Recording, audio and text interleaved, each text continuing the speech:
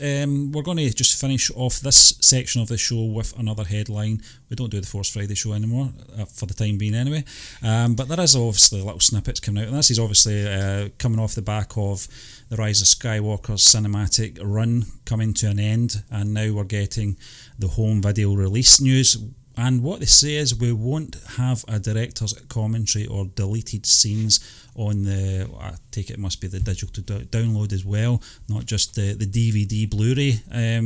But one of the things that struck me about this article, John, was there was actually no source where this was coming from, but apparently it is word of mouth. These things do, especially when it could be some guy that's actually putting this, the sleeve of the cover into the Blu-rays that might have got this news just with the layout of what's inside. God help him. So you don't know exactly. You just don't know where it's come from. But certainly it's gathering legs on social media. That we're not getting any of that kind of thing from the director, which is. It's one of the things I always like about any film, not just Star Wars films. I always like to get the director's take on things and get their view on why they did certain things.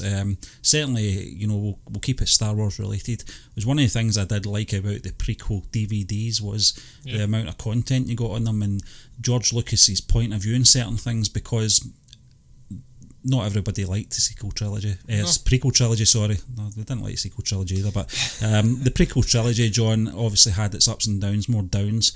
George Lucas, on the commentary tracks, actually explained himself quite well. Not that I agreed with everything that he said on them, but you could understand his reasoning for cutting certain scenes out. That Yoda one always annoyed me, the one when he was flying off to Dagobah. The formation of the rebellion as well. Although we kind of got cool scene, we kind of got that in we kind of got that in Rogue One partially anyway. So they kind of made up for that. But what's your thoughts on this anyway? Is it a surprise to you that we're not getting anything from J.J. Abrams? We know that he's going to be a busy guy. In the next couple of years, he's gone into the comic book world now. So what's your thoughts anyway, John? Steve, I think he's just done with it. He can't be arsed. He's finished. Sick of the fan backlash, sick of all of the criticisms, and he's done with Star Wars. He's moved on. He's got it out the way. He came back for a favour for Kathleen Kennedy, stepping in for obviously Colin Trevorrow. Yeah. And now he's just done. He's away over to DC. No, Warner Brothers DC. Yeah, both. Yeah. But he's signed a lucrative contract or deal with Warner Brothers.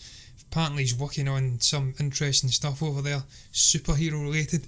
I just think he can't be arsed now. He can't even be bothered to get back into a studio and record some director's commentary, which is a shame because, as you did say, synonymous with Star Wars home releases is the amazing featurette stuff. I'm sure we'll get some amazing feature stuff here and relating to maybe behind the scenes and visual effects and whatnot. But even The Last Jedi, I mean, that the director and the Jedi documentary, that was a fantastic documentary. Even if you don't agree with what Rian Johnson did, that was amazing. Seeing behind the scenes interactions with him and Mark Hamill and whatnot. Even that lit up the home release for The Last Jedi. So it's John, I think it helped. You just actually made a good point there. Not that you don't always do that anyway, but in regards to the Mark Hamill thing, if you didn't see that, all you were getting on YouTube was the sort of trauma that this man was going through. If this wasn't his look, etc.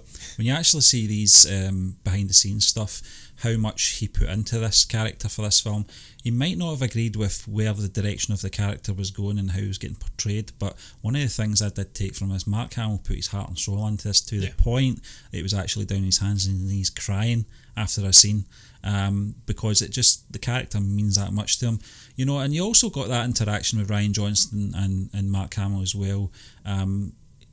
Rian Johnson revealing that he is the last. I think we all knew that. The actual title moment. But that was amazing. And it was so taken aback by it. So sometimes it's important, for the fans to get to see the reasons behind decisions and stuff like that. So I'm very disappointed by it, but it also raises the question on JJ's relationship with Lucasfilm at this point as well. Maybe not so much Lucasfilm, but Disney.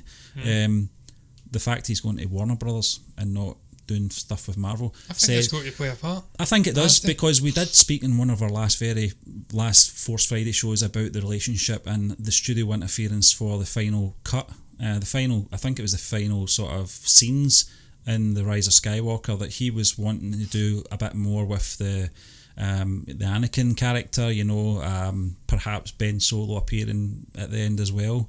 But it wasn't to be, but I think there has been a fallout. Yeah, look, Stephen, I'm just reading in the article. I think you're right. I think primarily why we're not seeing him coming in and doing commentary for this movie is because he has moved on to an arch rival in Hollywood. The fact we're not seeing deleted scenes, I think, probably plays into the speculation that was running around about this movie prior to its release over what was making the cut and what wasn't making the cut, how many different versions we had of it. Maybe they want to knock that in the head, don't want to give away too much in terms of deleted scenes, in case it maybe confirms those rumours were true, I don't know. But when I look, there's two more points I want to make. You look at the bonus features that are in it, we are getting a feature-length documentary, The Skywalker Legacy, which is pursuing the actual making of the movie. We're getting some other thing, Pisana Pursuit, creating the speeder chase. And then we're getting something else, Warwick and Son. I think it's Warwick Davis, and I think his son actually starred in the movie with him. Oh, it was the Ewoks at the end. Yeah, the Ewoks. So there's going to be some neat little things in there, which you always get. But the final thing I would add, does anything sum up how discombobulated and how much of a shambles Star Wars is at the moment than this final paragraph, where they're going to say that there is about 20 different physical versions of this release, home release. There's a Target edition, a Best Buy edition, a Walmart edition. I'm sure there's probably a Tesco, Asda and Morrison's edition over here. Yeah. What is going on? Just release one version, or maybe two, a special edition steelbox version and a regular version. You're just diluting the Star Wars brand by continually putting out 50 different versions, and then they sit on shelves and don't get bought, and it just dilutes and takes away from that mysticism surrounding the brand. Well, what are you doing, Disney? Well, this is the thing, John, and Star Wars, the official Twitter account, put this out today. You know, its release. Not so much the news of the commentary or anything like that, but you can go into my Twitter account, StephenJohn76. You can see my reaction to that one. But listen, we'll move on, John, to our final part